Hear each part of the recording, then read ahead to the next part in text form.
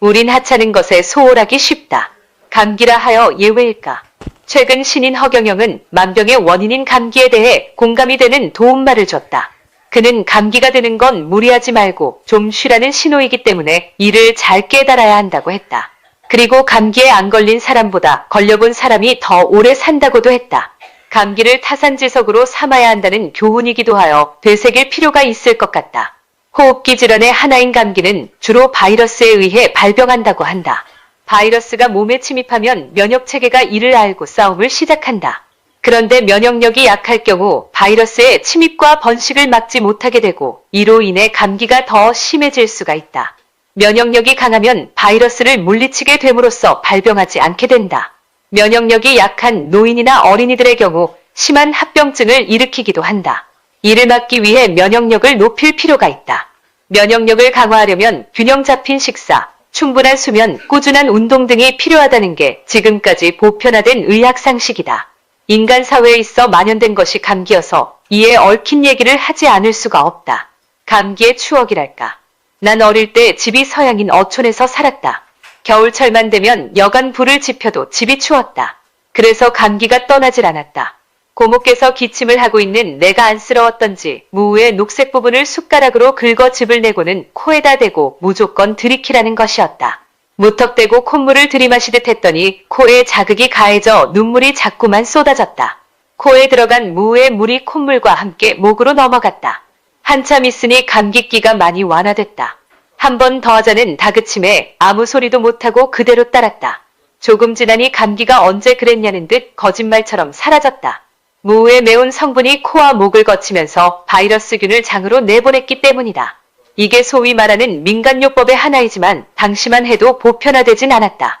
왜냐하면 남에게 이의 경험담을 말하니 그런 방법도 있었나 하고 하나같이 의아해했기 때문이다. 성인이 돼 직장을 다녔을 때다. 야근 등의 과로만 하면 기다렸다는 듯 감기가 들었다. 난 살아가면서 감기로부터 벗어날 수가 없었다. 이렇듯 감기로 점철된 생애이다 보니 나의 고달픈 자화상이 그려진다. 한약방 주인은 나의 허한 기를 잡기 위해 보약을 지어 먹어야 한다고 한다. 그런 탓에 보약을 많이 다뤘다. 그래도 감기는 연례행사처럼 찾아왔다. 그럴 때마다 고모가 가르쳐준 대로 무의요법을 하고 싶었지만 코가 떨어져 나가는 것 같아 불안하고 하기가 싫었다. 세월이 흘렀다. 병원도 많이 생겼다. 감기가 들었다 하면 의뢰 병원을 찾는다. 감기 처방을 받아보지만 약으로는 좀채 떨어지지가 않는다. 의사는 약을 복용하는 동안 차가운 음료와 찬바람을 피하고 절대 목욕을 하지 말라고 한다. 난 의사의 당부를 잘 지켰다. 약을 지으면 보통 5일분이다. 항생제가 들어있는 약을 계속 먹으니 위가 편할 리 없다. 어떻게 하면 감기에서 벗어날 수가 있을까? 감기는 몸을 덥게 하고 땀을 흘려야 한다는 옛 어른들의 말이 생각났다. 의사의 말을 다 지킬 필요는 없었다. 그래서 난 감기약 한 첩을 집에서 뜨거운 물로 복용하고는 약 30분 뒤 목욕탕에 갔다. 온탕에 들어가 땀이 날 때까지 시간을 끌었다. 제대로 땀을 빼려면 약 20분 정도의 시간이 필요했다. 고역이지만 약 먹는 고통보다는 나았다. 땀이 보송보송 이마에 맺힌다. 참아야지 하며 한참을 버틴다. 땀이 샘솟듯 흘러내린다. 땀을 많이 흘려선지 몸이 가뿐하고 개운하다. 이때 주의할 점이 있다. 휴게실에서 벗은 채로 땀이 그치기만을 기다리며 30분가량 시간을 보내야만 한다. 만약 탕에서 나와 금방 찬바람을 쐬게 되면 감기가 더 심해지는 등 도로나 무아미타불이 되기 때문이다. 목욕을 해도 땀을 충분히 흘리지 않으면 차라리 목욕을 하지 않는 게 낫고 땀을 흘렸으면 땀이 식을 때까지 실내에서 충분히 기다려야 한다. 감기의 치료는 땀이 좌우한다. 이게 연륜이 묻어나는 내 삶의 흔적이다. 지난 날을 돌이켜보지만 난 감기 속에서 살았다. 어렸을 땐 집이 서양이었고 직장 생활 땐 야근 등으로 인해 감기에서 벗어날 수가 없었기 때문이다. 환절기만 되면 콜록콜록하다 보니 가족으로부터 감기를 달고 산다고 들었다.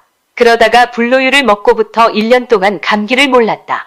2022년 10월경 불로유가 선을 보였을 때다. 가을에서 겨울로 넘어갈 무렵이 환절기인데 그냥 넘어갔다. 한겨울에도 아무런 이상이 없었다.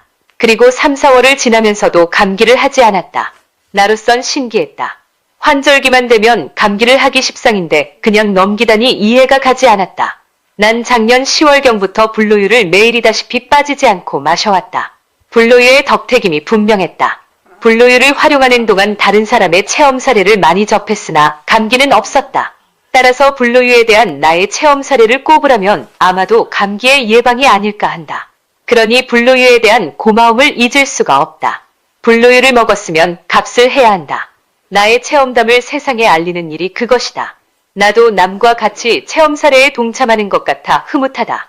여기서 짚고 넘어가야 할 것은 불로유가 감기의 치료제인가라는 점이다. 이 문제에 대해 난 아직 확신을 얻지 못하고 있다. 왜냐하면 불로유를 먹은 후 감기를 하지 않았으니 현재의 경험만으로는 딱히 말을 할 수가 없기 때문이다. 이를 하려면 불로유를 먹으며 한 해를 더 지켜봐야 할 것 같다. 분명한 것은 감기는 역시 면역력이 좌우한다는 사실이다. 면역력이란 무엇인가? 면역력은 사람을 비롯한 동물의 몸 안에 병원균이나 독소 등의 항원이 공격할 때 이에 저항하는 능력을 말한다고 하였다. 불로유가 치료제도 되는지는 다른 사람의 체험담이 있어야 하겠지만 감기에 예방 효과가 있고 보면 치료제도 될 수 있겠다는 생각이 든다. 불로유가 면역력을 높이니까 그런 추리가 가능해진다. 하늘이 준 명약인 불로유. 불로유가 없었다면 감기에서 벗어날 수가 있었겠는가? 2023년 10월 19일 김차웅 검경합동신문 논설위원. 여러분들이 면역력이 낮으면은 이 감기 바이러스는 얼굴에 숨는 데가 많아. 숨을 데가 많다니까. 우리하고 숨바꼭질해요. 어디에 숨냐? 콧구멍에. 안에 구멍이 있어 없어? 비광. 거기만 있는 게 아니야. 안에 또 구멍이 또 있어요. 충농증 걸리는 이 광골 안에가 구멍이야. 동굴이야. 거기가 막 그냥 고름이 잡혀. 그러겠죠? 그러면 누런 코가 막 나오죠? 여기에 감기들이 숨을 곳이, 숨바꼭질할 곳이 되게 많아. 바이러스 소굴이야, 이게. 얼굴 쪽에. 그러니까 목구멍에는 뭐가 있어요? 이렇게 튀어나오는 거. 목젖은 그 바이러스를 막는 거야. 그 구멍, 콧구멍에서나 눈에서 나오는 숨어있는 바이러스들이 목으로 넘어오면 차단시켜버려요. 목젖이 방어를 해. 그럼 바이러스가 거기 달라붙어서 1차 면역에서 거기가 튼튼하려면 불로유 먹어봐. 그러면 그냥 목구멍이 튼튼해가지고 이런데 숨는 놈들도 다 죽어. 들어오는 놈도 다 방어가 돼. 그러겠죠?